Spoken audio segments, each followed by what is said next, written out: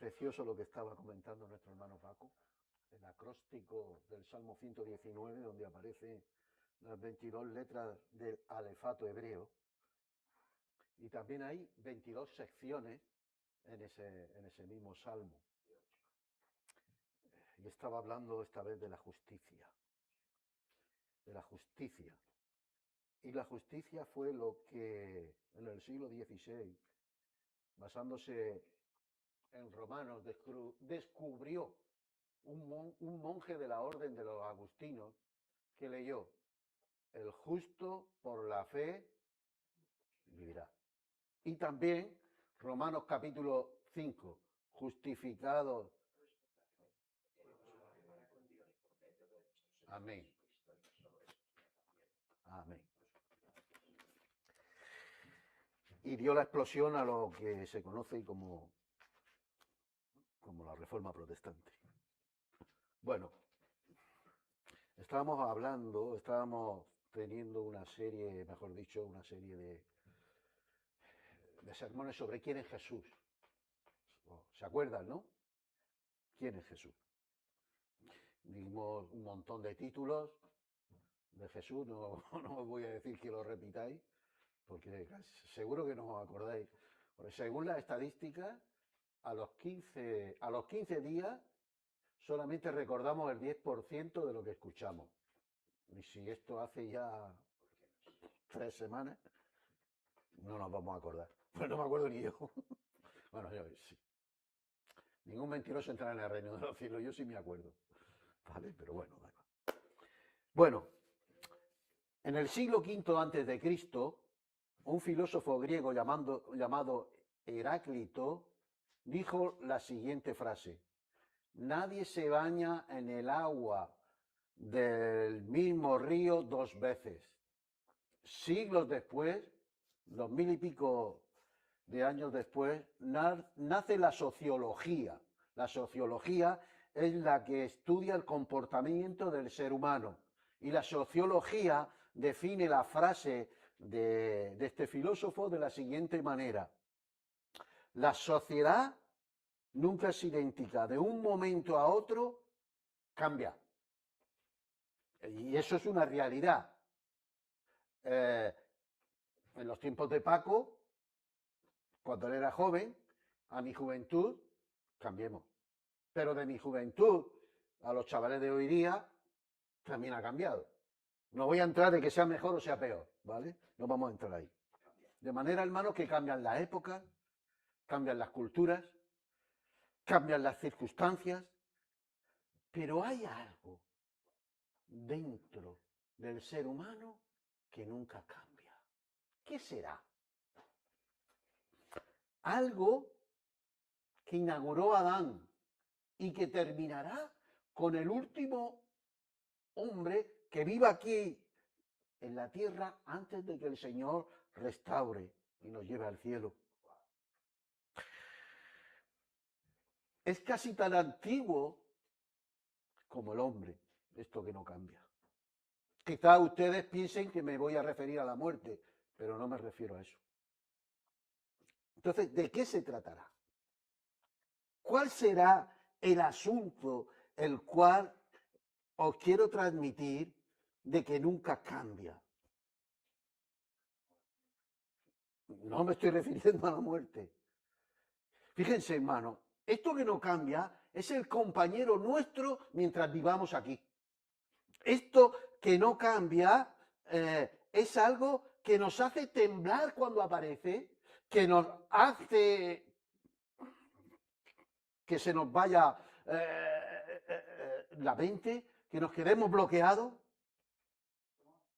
El temor. El temor siempre ha estado, desde que el hombre pecó hasta ahora. El temor siempre ha estado.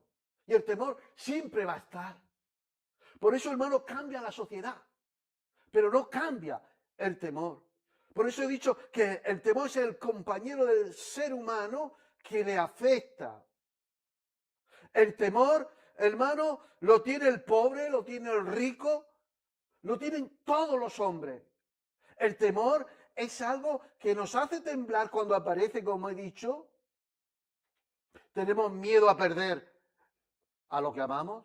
¿Tenemos miedo al futuro? ¿Tenemos miedo a la enfermedad? ¿Tenemos miedo a vernos solos? ¿Tenemos miedo a lo que va a acontecer? Hoy día la gente tiene miedo. ¿Qué va a pasar con la guerra esta que ha estallado? Y tenemos miedo.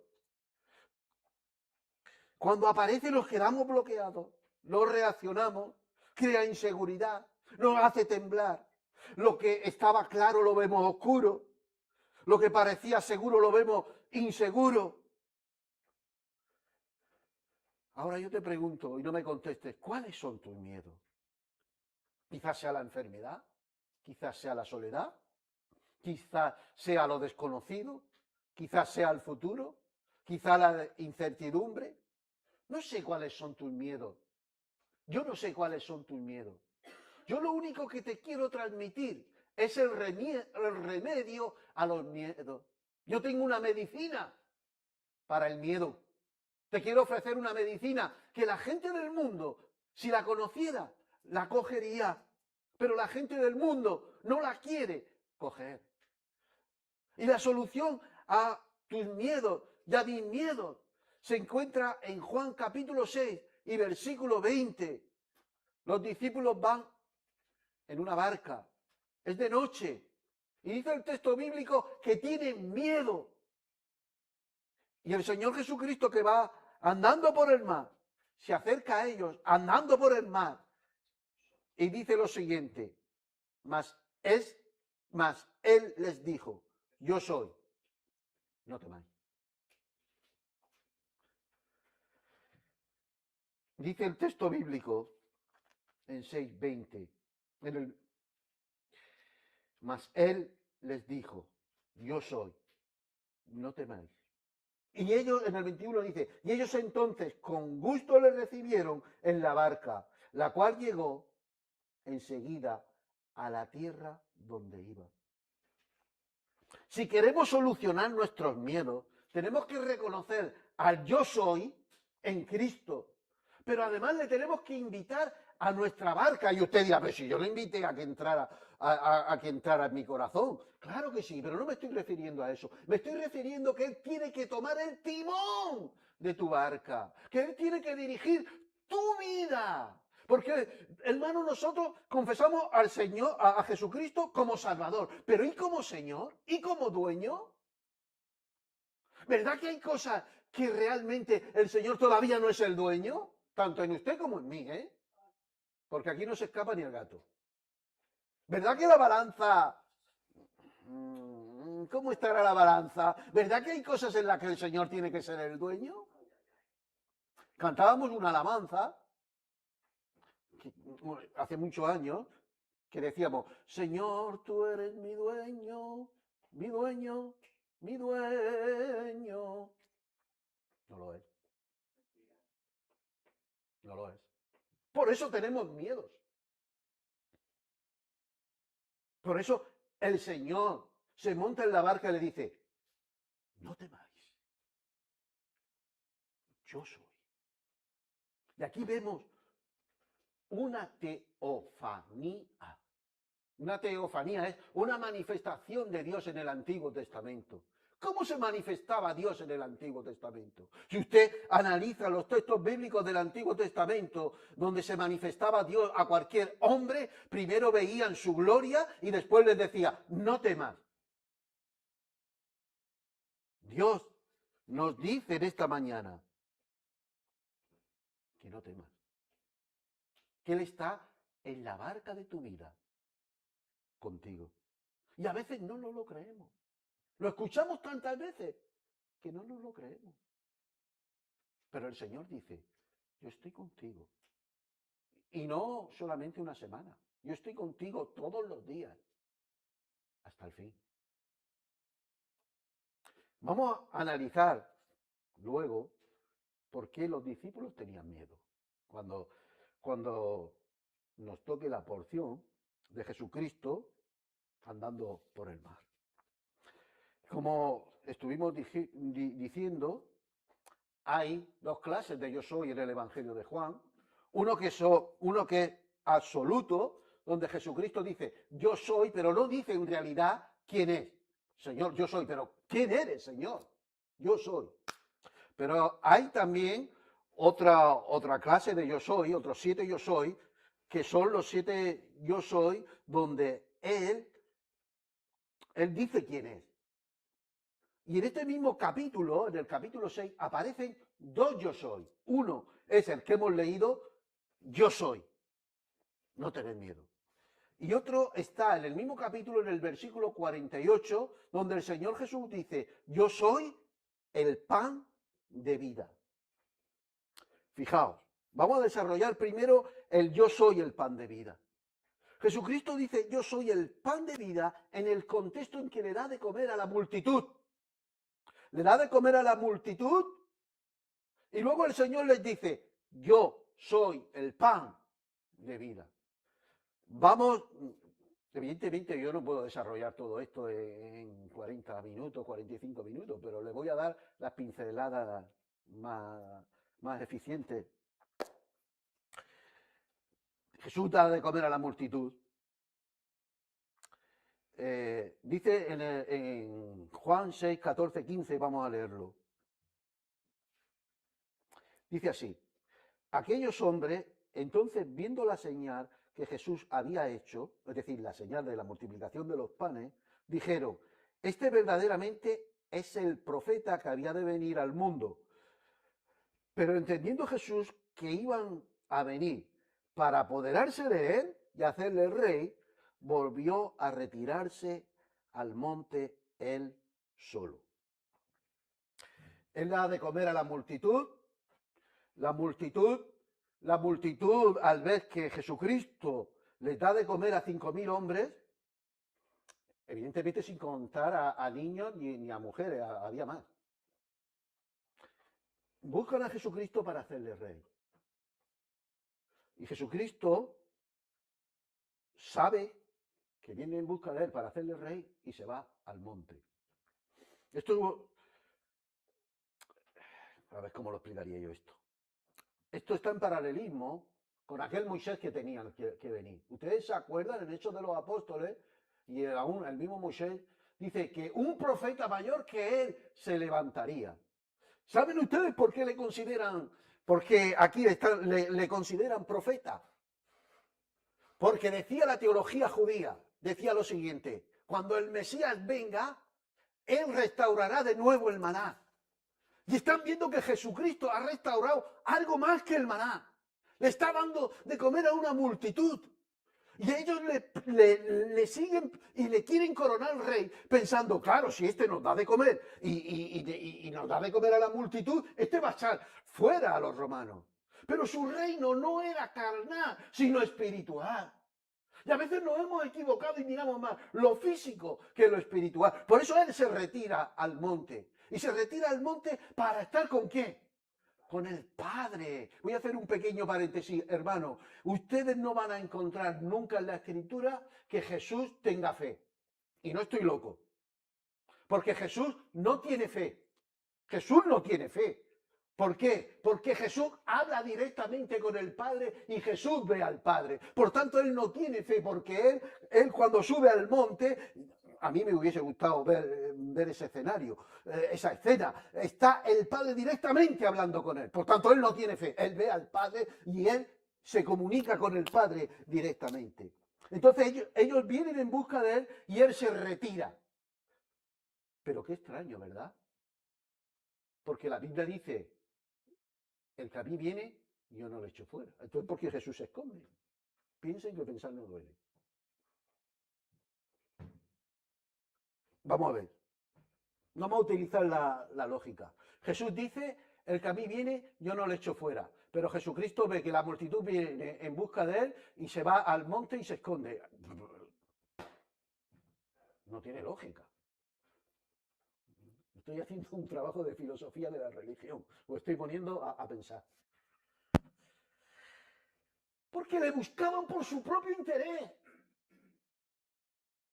Y cuando nosotros buscamos a Cristo por nuestro propio interés, el Señor, como dicen los jóvenes, pasa olímpicamente de nosotros.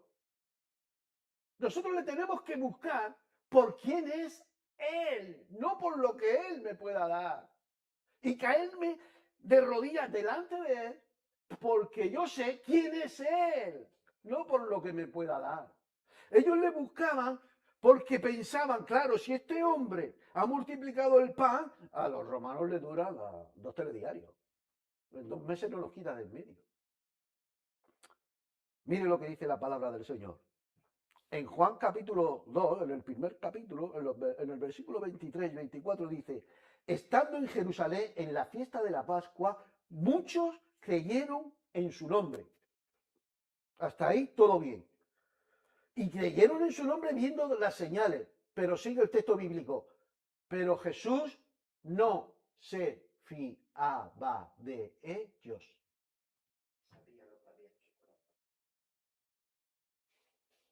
Porque hay mucha gente que cree porque ve, pero en realidad no cree por lo que Él es. Y Jesús dice que no se fiaba de ellos. ¿Se fiará el Señor de nosotros? ¿Por qué seguimos a Jesús?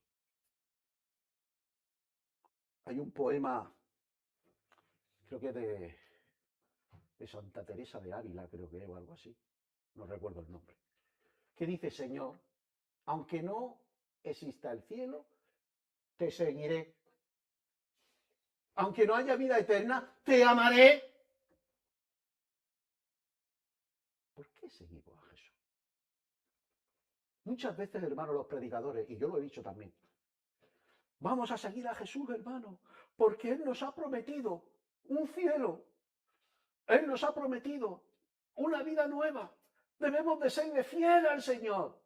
Pero ¿cuántas veces hemos dicho los predicadores, y yo me incluyo, vamos a serle fiel al Señor, porque le hacemos daño en el corazón?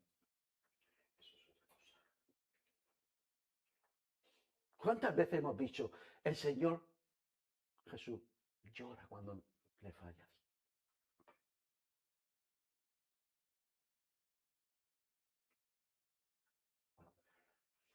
Volvemos al capítulo 6, en el versículo 26. Miren lo que le reprocha el Señor Jesús. Respondió Jesús y le dijo, de cierto os digo, que me buscáis no porque habéis visto las señales, sino porque comisteis del pan y os saciasteis. Por eso el Señor se esconde, porque sabía que iban por el interés.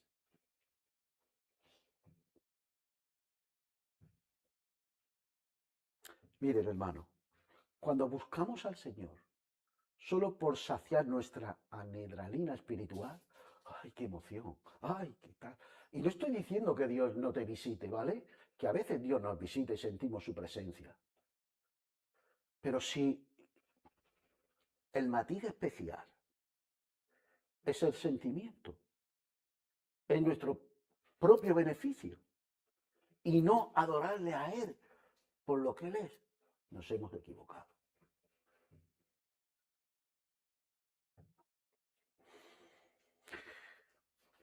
La multiplicación de los panes. Fijaos, en el 6, en el versículo 7, dice, Felipe le respondió, 200 denarios de pan no bastaría para que cada uno de ellos tomase un poco. ¿Saben lo que estaba diciendo Felipe? El sueldo, el jornal de una persona en aquella época era un denario. Y está hablando de 200 denarios. El jornal de hoy está entre 50 y 60 euros diarios.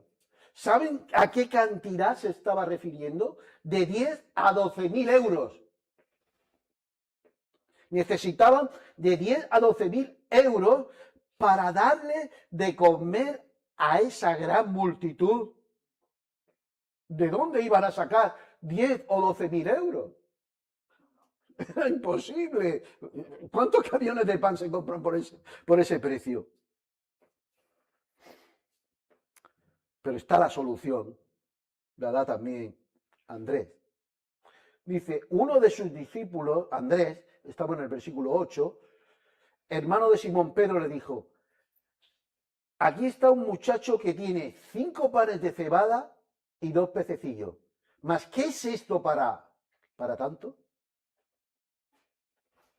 Son 5 panes y 2 pececillos. No podemos darle a una multitud que necesita de 10 a 12.000 euros de pan. Es imposible. ¿Saben ustedes a lo que me recuerda esto?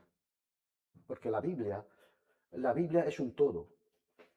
¿Ustedes se acuerdan cuando Israel está por el desierto? El Señor les está dando de comer el maná. Y llega un momento en que se cansan y dicen, queremos carne. Venga, carne, carne. ¿Y qué dice Moisés? Moisés dice, ¿de dónde conseguiré carne para todo este pueblo? Es lo que está diciendo Felipe. Señor, ¿de dónde vamos a sacar pan si necesitamos 200 denarios? Pero he aquí que en las manos del Señor, lo que es muy poco, se multiplica. En las manos del Señor, aquello que aparentemente no tiene sentido, porque lo blanco lo hace negro. De 5 panes da de comer a la multitud. Porque su gracia sobreabunda de gracia en gracia, de poder en poder. Dice la palabra del Señor en Isaías 55, venid, comprad sin dinero, sin precio, leche y miel. Él es la fuente. No hace falta dinero, no hace falta los 10.000 y los 12.000 euros en comparativa de aquella época a la nuestra, para tener leche y miel. Solamente es acercarnos a él, venir, comprar sin dinero, sin precio, leche y miel, le dice el Señor al pueblo hebreo en Isaías 55. Jesús no se impresiona por lo pequeño, sino que Jesús toma de lo humilde, de 5 panes y 5 peces, y lo transforma para darle de comer a una multitud. De la semilla de mostaza que no tiene importancia, hace un gran árbol. De 12 hombres que no tienen importancia, crea la iglesia universal. En las manos del Señor, lo pequeño se hace grande y les da de comer a una multitud. Y no solamente eso, sino que dice el versículo 13, que recogieron y llenaron 12 cestas de pedazos, porque su bendición sobreabunda cuando el Señor la descarga sobre un pueblo, sobre una ciudad, sobre una persona. Sobreabundó pan. ¿Y saben por qué? Porque Jesús es mayor que el Moisés que hizo orando que cayeran codornices.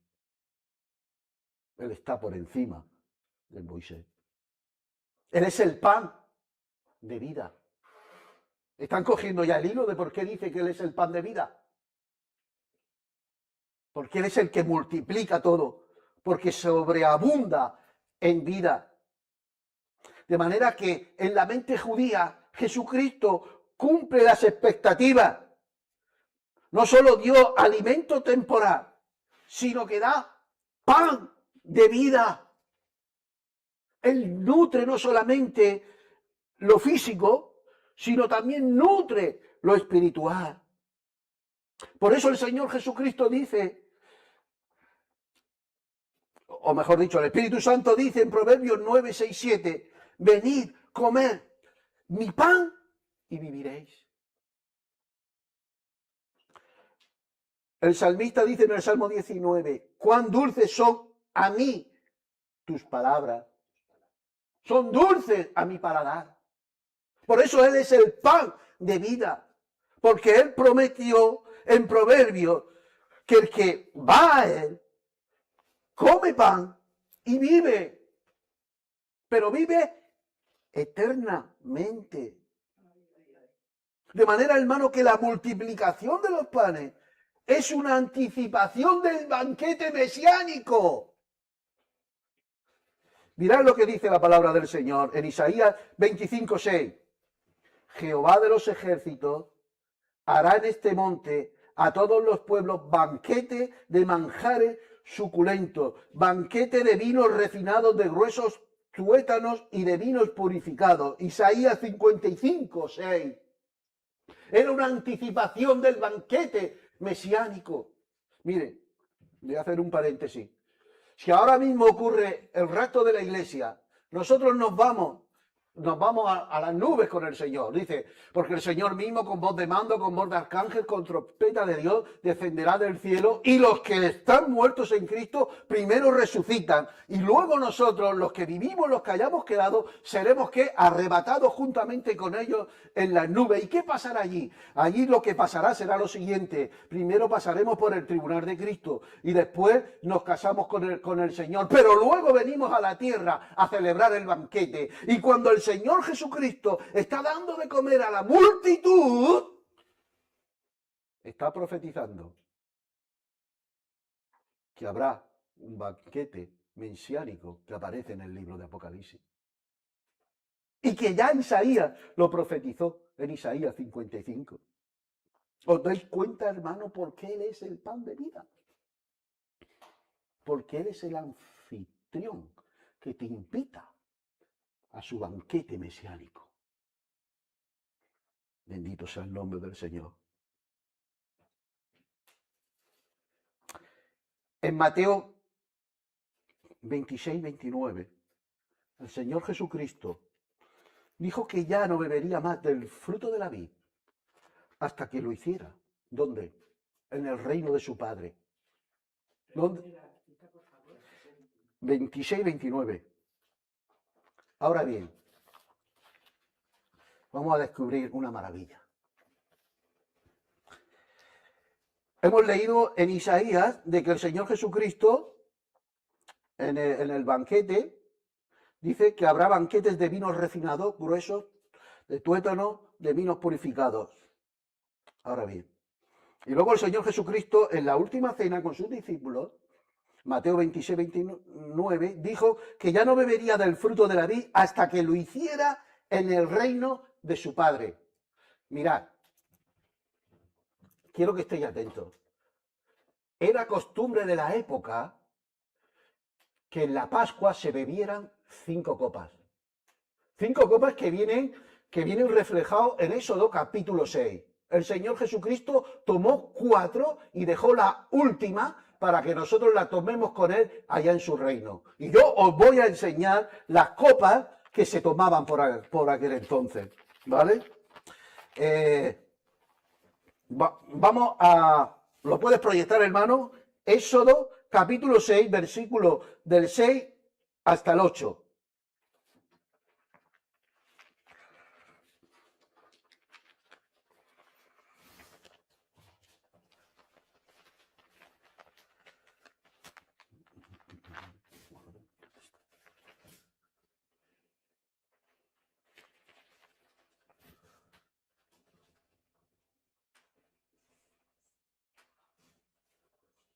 ¿Lo tiene, hermano? Éxodo 6, versículo desde el 6 hasta el 8.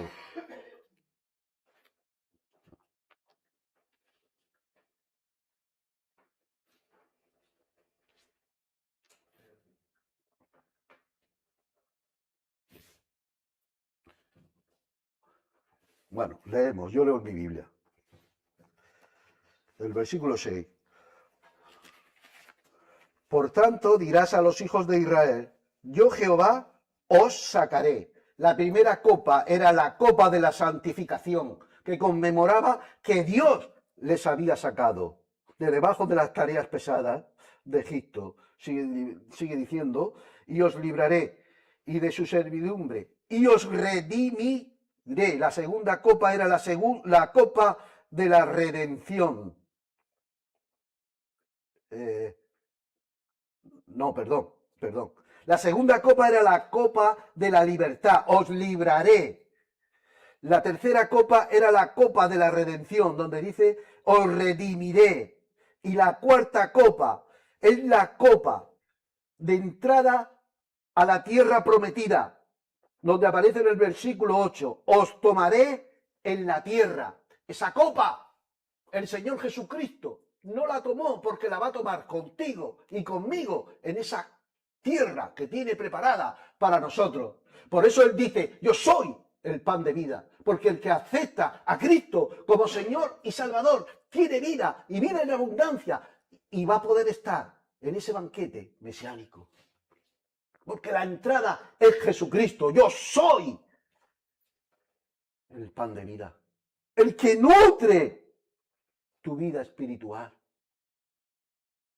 ¿Entienden ahora por qué Él se identifica como pan de vida?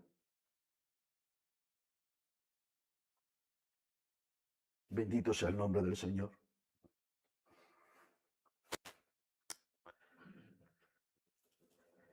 Yo soy el pan de vida. El que viene a mí no tendrá hambre. Y el que cree en mí no tendrá sed. Jamás. Miren, hermano, vamos a hacer una comparación del maná con Cristo. El maná descendía del cielo. Pero en Juan capítulo 6, versículo 38 dice que el Hijo del Hombre descendió del cielo. El maná quitaba el hambre, pero Jesucristo es el pan de vida que nutre tu alma. Hay muchos más paralelismos, pero tengo que ir muy rápido. Bueno, ahora vamos a llegar al corazón del capítulo 6, en los versículos del 16 al 21. El Señor Jesucristo está andando por el mar y se quedan sorprendidos. Miren, hermano, no es crítica porque a mí no me gusta criticar a nadie. Hay hermanos que piensan que nosotros podemos hacer mayores señales de las que hizo Jesucristo, pero no podemos hacerlas porque Él era Dios. Y cada señal de las que hacía Jesucristo eran para que lo identificaban con quien Él era. Era el DNI de identidad de Cristo. Cuando Jesucristo anda por el mar, nosotros leemos el texto bíblico y decimos, Jesús andó por el mar. Vale, pues ya está, vale, pues andó por el mar. Pero ¿qué estaba pasando ahí? ¿Por qué los discípulos tienen miedo? Porque ahí hay, yo no lo puedo, estoy yendo muy rápido.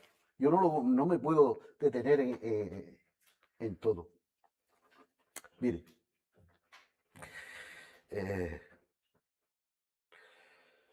¿qué significaba el mar para un judío? El mar. Todo lo malo y sobre todo, vamos a leer el Salmo 74, versículos 13 y 14.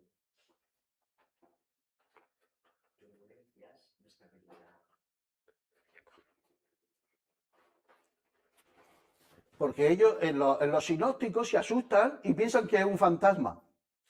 Pero este salmo te lo va a aclarar. ¿Por qué tenían miedo y pensaban que era un espíritu? Salmo 74, versículos 13 y 14.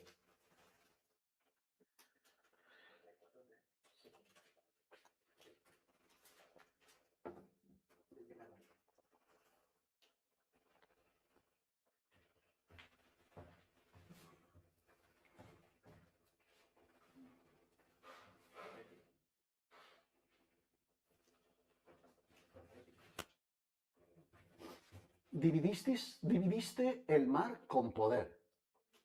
¿Vale? Eso fue cuando abre el Mar Rojo. Quebrantaste cabezas de monstruos en las aguas. Sigue, hermano. Vamos a leerlo, hermano.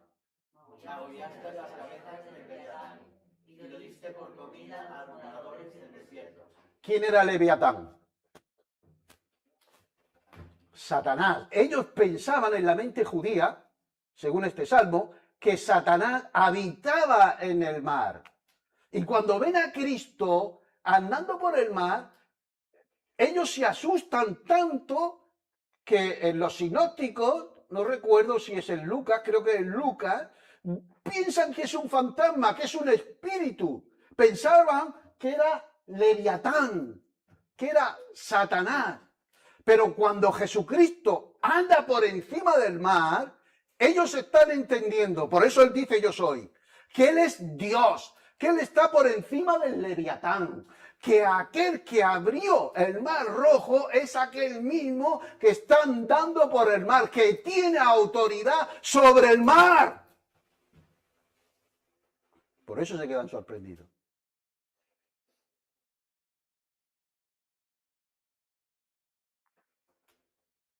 Bendito sea el nombre del Señor.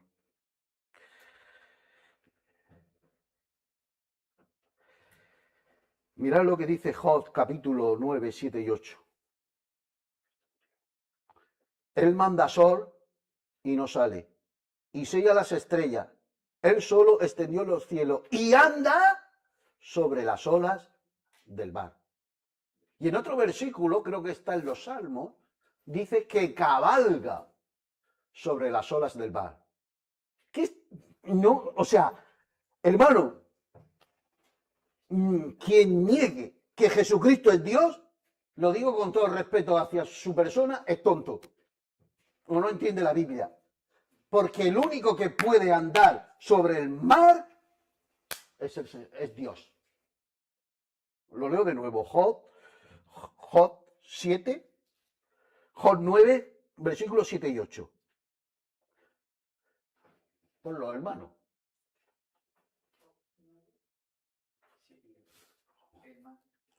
Juan 9, versículos 7 y 8.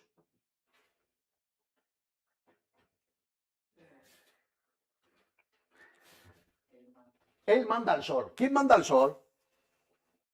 Dios. Y no sale.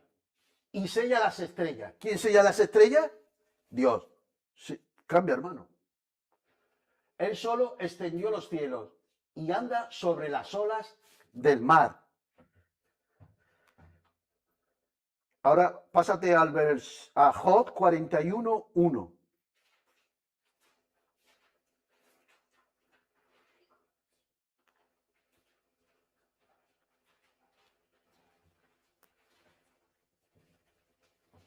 Job hace una pregunta. Te dice, ¿sacarás tú al Leviatán con anzuelo o con cuerda que le eches en su lengua? Evidentemente el hombre no. Pero Jesucristo sí.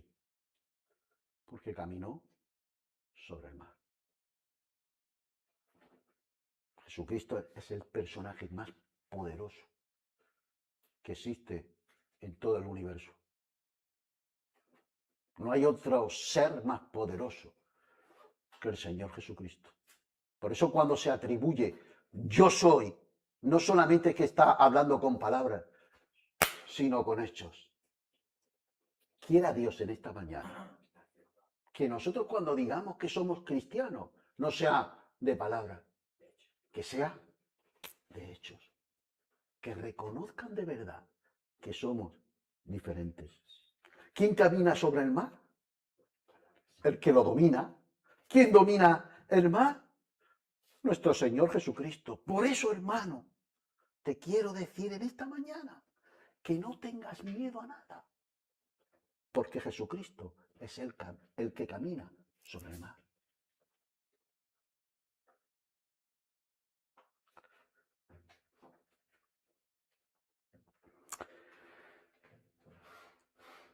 Dice en Apocalipsis capítulo 21 y versículo 1. Vi un cielo nuevo y una tierra nueva, porque el primer cielo y la primera tierra pasaron, y el mar ya no existe más. El leviatán, la maldad, el miedo, el caos, la maldad, las amenazas, el miedo ya no existe. ¿Por qué? Porque Jesucristo, al andar por el mar, anticipó su triunfo que aparece en Apocalipsis 21. Bendito sea el nombre del Señor. Vence tus temores, porque Él conquistó el mar. Es verdad que como seres humanos tenemos miedo. Pero, ¿cuál será mi futuro? Pues mi futuro es que cuando me muera me iré con Cristo. Tengo mi futuro asegurado. Tienes tu futuro asegurado. No tengas miedo. Cristo está en tu barca. Vence tus temores, porque Él conquista el mar. Conclusión. En Juan 6 nos enseña tres verdades inseparables. Jesús es el pan de vida que desciende del cielo, nos sustenta y nos da vida eterna. Jesús es el yo soy, porque se manifiesta como Dios, cabalgando sobre el mar, dominando el mar, el caos, expulsando el miedo. Jesús es el cumplimiento escatológico por andar en el mar, de que la maldad en la nueva Jerusalén, con el Señor, va a desaparecer. De manera, hermano, que cada suceso descrito en el capítulo 6 forma un solo mensaje. Cristo es el Señor que provee, que protege y que salva. A Él sea la gloria por siempre. Amén. Vamos a orar al Señor. Paco, ¿nos puedes dirigir en oración, por favor? Señor y Padre Celestial, te damos las gracias por tu palabra, te damos las gracias por tu Hijo Jesucristo, te damos las gracias, Señor, por tu Espíritu Santo, por abrir nuestra mente y nuestros corazones en esta mañana. Venimos aquí, Señor, como hijos tuyos para congregarte, honrarte, y tú abres el entendimiento nuestro y agudizas nuestros oídos. Te damos las gracias, Señor, porque contigo todas las cosas las podemos entender, aceptar y obedecer. Te damos las gracias porque otra vez tu palabra, tu Hijo Jesucristo, para que, como dice la Escritura, sigamos sus pisadas. No todo lo que Él era en el sentido de dar todo en la gloria a tu nombre, sino como hombre nosotros necesitamos ser como Él es, para que tú seas glorificado, aprendiendo a obedecerte según la persona de tu Hijo en tu palabra. En su nombre, Señor, te damos las gracias. Que hoy todo lo que hagamos te honre y te glorifique. Amén. Amén.